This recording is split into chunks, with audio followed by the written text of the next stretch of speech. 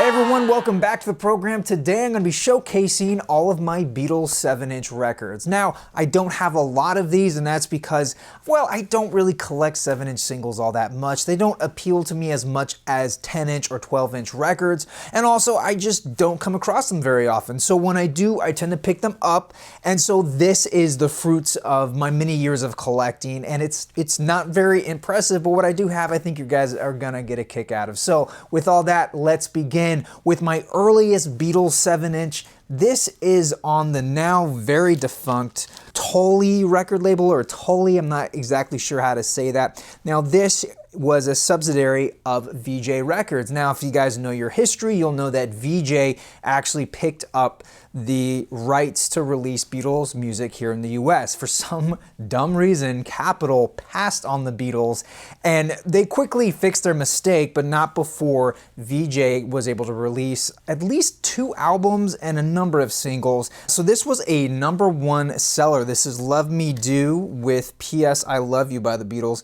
Honestly, I don't remember where I found this. I want to say I actually picked this up at a Goodwill back in when I was still in high school, so probably 97, 98.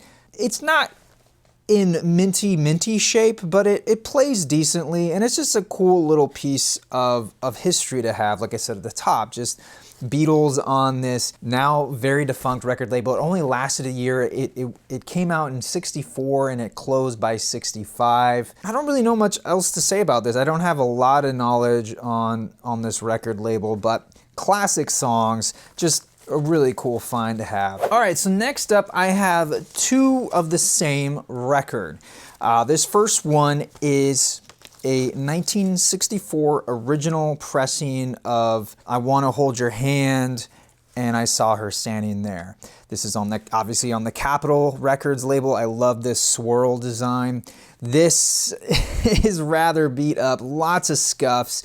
It does play all the way through, but again, not in the best shape overall, but that's to be expected. These were bought by teenagers, young adults, and at that time, there wasn't a big thought of, trying to take care of these records.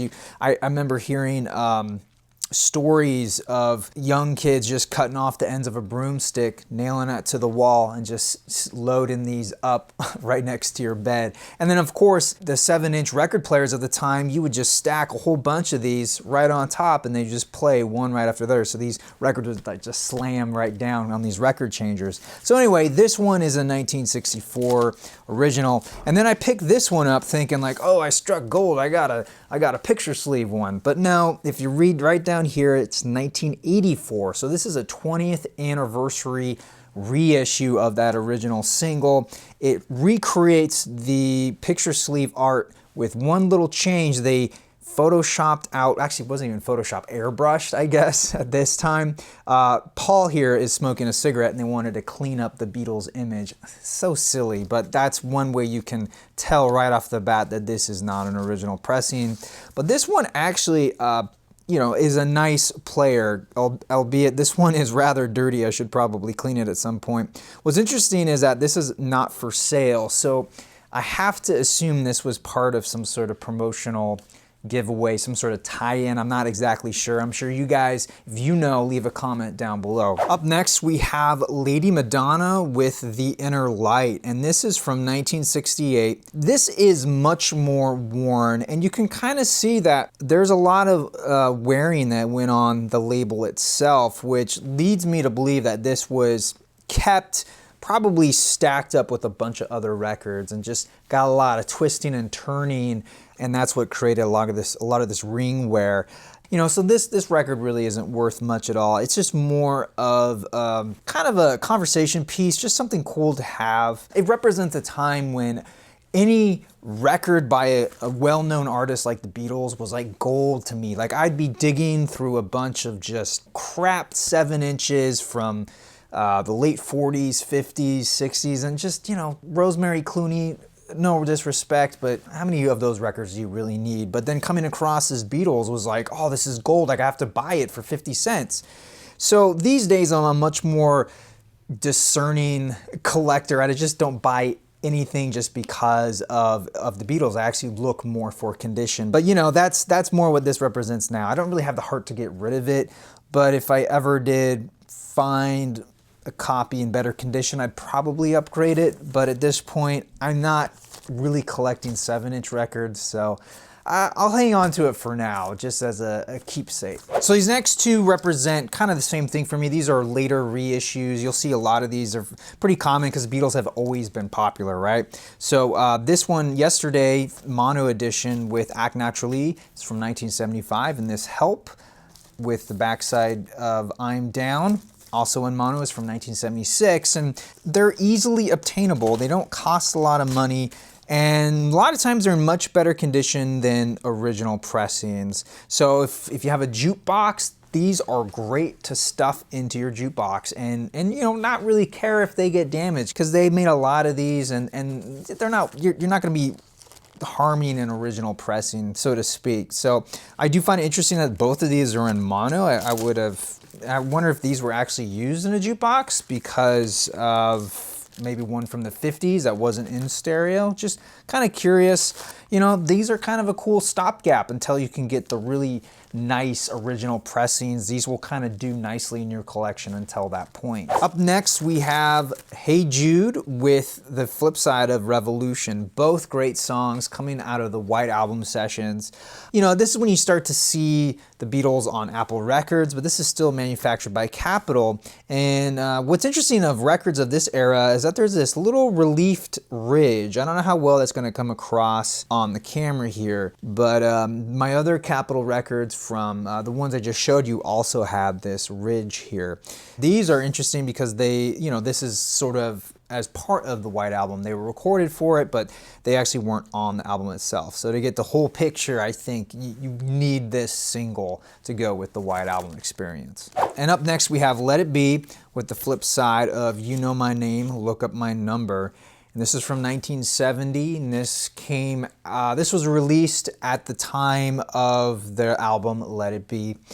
Effectively their last released album, even though it was recorded before Abbey Road. It came out after Abbey Road. And what's cool about this is I actually have an original Apple Records outer sleeve for it. And this is printed in the US, not in the best shape, but just again, another little cool thing to have. And I actually remember buying this record. I remember it distinctly because I had never seen this sleeve before, and it was a flea market at the De Anza College, which is kind of near Stanford University in Northern California. And it was like a monthly thing. My parents and I would go, and I'd find all kinds of cool stuff. And I remember picking this up there, and I don't think I paid probably more than $1 or $2 for this. And again, you'll see this ridge right here. This, I don't even know what you call it, but just really interesting how that happens. And this is something different too.